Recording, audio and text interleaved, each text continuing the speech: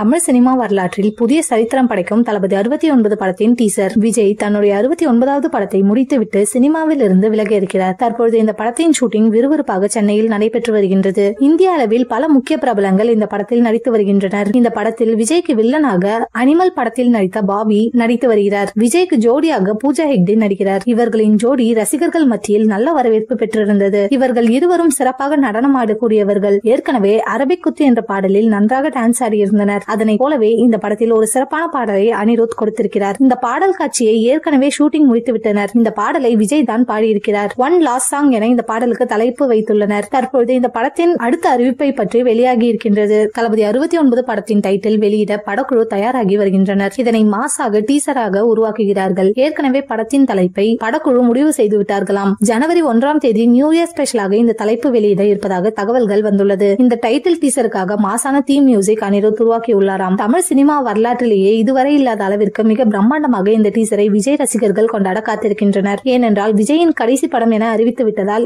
இந்த படத்தின் அனைத்து அறிவிப்புகளும் மிகப்பெரிய அளவில் கொண்டாட வேண்டும் என திட்டமிட்டுள்ளனர். பல திரையரங்களில் இந்த டைட்டில் டீசர் வெளியாகி தெரிக்கவிடும் என எதிர்பார்க்கலாம். மேலும் பல புதிய சரித்திர சாதனைகளை இந்த டைட்டில் டீசர் படைக்கும் என்பதில் ரசிகர்கள் உறுதியாக இருக்கின்றனர். விரைவில் தளபதி 69 படத்தின் டைட்டில் டீசர் பற்றிய அறிவிப்பை எதிர்பார்க்கலாம்.